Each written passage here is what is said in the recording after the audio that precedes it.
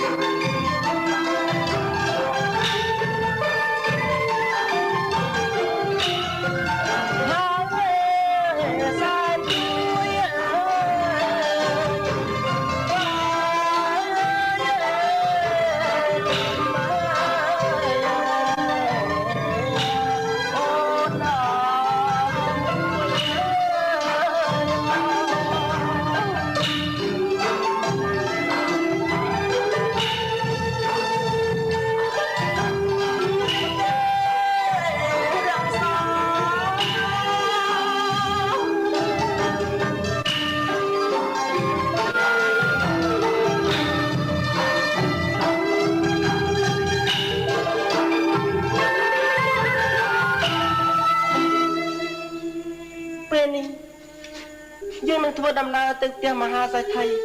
បន្តិចទៀតនឹងធ្វើដំណើរទៅដល់ហើយបងចឹងបងឆាប់ធ្វើដំណើរទៅតែម្ដងទៅណាបងធ្វើដំណើរទៅ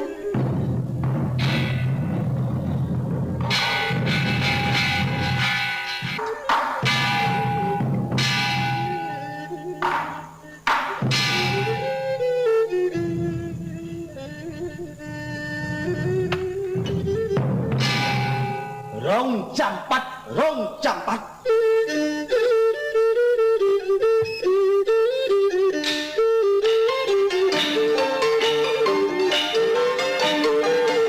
ឡាយពីមូលធនបនជាខ្សែថៃសម្បត្តិលបាញល្បីទូទាំងរដ្ឋាថាឡាយពីមូលធនបនជាខ្សែថៃសម្បត្តិមានល្បីទូទាំងរដ្ឋាថារជាកសិករកម្មករស្រុកស្រែចំការ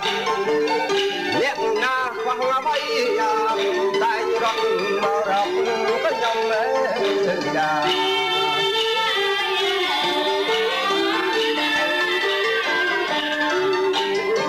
យ៉ាក់ពេលប្រហែលថ្ងៃកន្លងផុតទៅហើយ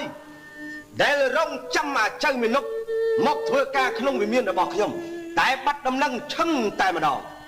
មិនដឹងជាវាទៅដល់ទីណាទេ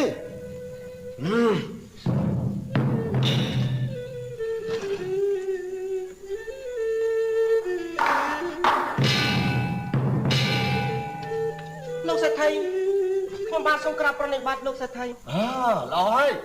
ចុះឯតាណាប្រហែលថ្ងៃដែរមិនឃើញមកធ្វើការក្នុងវិមានរបស់យើងអូលោកសេដ្ឋីសូមលោកសេដ្ឋីអត់ទោសឲ្យខ្ញុំប្របាទផងព្រោះខ្ញុំប្របាទរវល់តែរៀបចំចាត់ចែងធ្វើបុណ្យជូនអ្នកម្ដាយរបស់ខ្ញុំប្របាទណាលោកអញ្ចឹងហ៎អូចុះស្រីម្នាក់ខាងនោះហើយចាំមិនថ្ងៃដែរបាទលោកនាងជាភរិយារបស់ខ្ញុំបាទណាលោកជំរាបសួរលោកសេដ្ឋីចៃមីនុកកាលឯងមកធ្វើការជាមួយនឹងយើងនេះឯងបានចុះកិច្ចសន្យាហើយថាឯងធ្វើការតែម្នាក់ឯងដើម្បីដោះបំណុលរបស់យើងរយៈពេល3ឆ្នាំពេលនេះបើឯងមានស្រីមកបែបនេះនិយាយគ្មានពេលឯណាគ្មានកន្លែងណាឲ្យឯងដេកគ្មានបាយណាឲ្យឯងស៊ីអូលោកសេដ្ឋីសូមលោកអាណិតដល់ខ្ញុំផងព្រោះភរិយានេះជាភរិយាដែលមានអ្នកផ្លូវចៅមហាជួយស្ដីនឹងដឹងគ្រប់លក្ខណៈទាំងអស់ដូច្នេះសូមលោកឲ្យនាងធ្វើការនៅជាមួយនឹងខ្ញុំប្របាទផងទៅខ្ញុំប្របាទនឹងឲ្យនាងធ្វើកិច្ចការណាដែលនាងអាចធ្វើបានណាលោកនាងជាប្រពន្ធដែលពេញច្បាប់របស់គេមែនណាបាត់បានហើយលោកសេដ្ឋីហើយចុះនេះដោយសារការវល់ករបស់ឯងទាំងពីរនេះយើងឯងធ្វើបានក៏ប៉ុន្តែ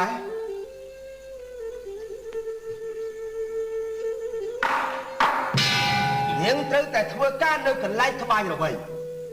ហើយក្នុងមួយយប់ត្រូវត្បាញឲ្យបាន100កៃយ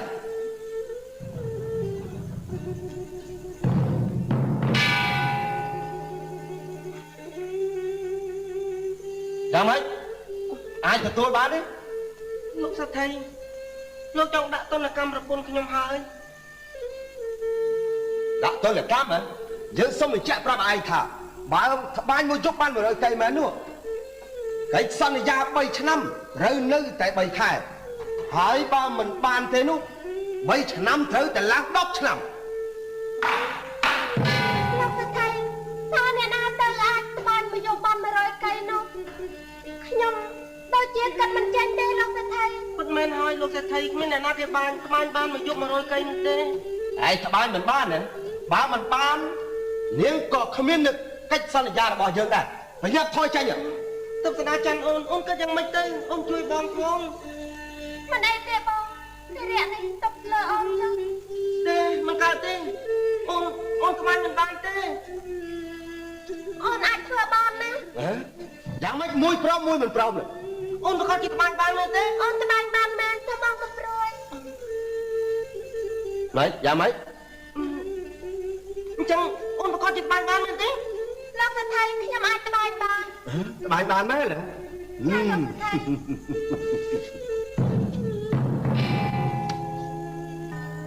ដូច្នេះឯងត្រូវតែផ្ដិតមេដៃព្រាមទៅ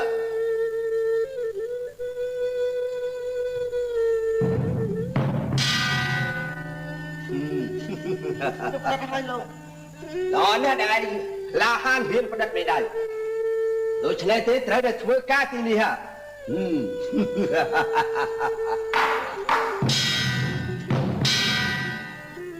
ឹកស្ដាច័ន្ទអូនធ្វើយ៉ាងណា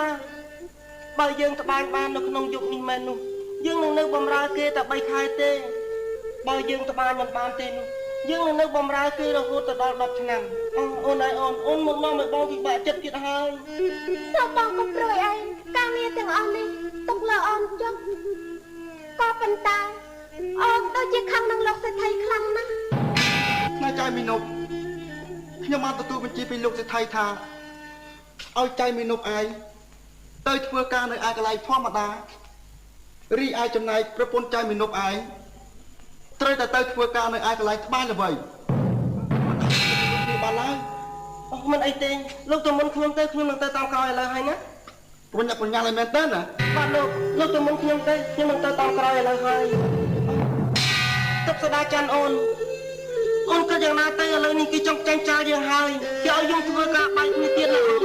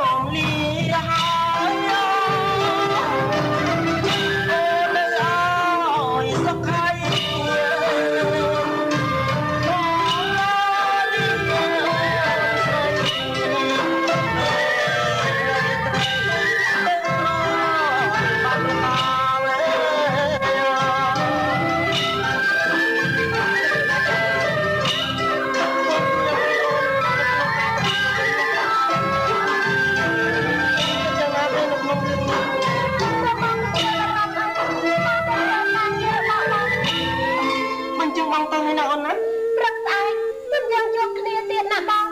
បងទៅហើយ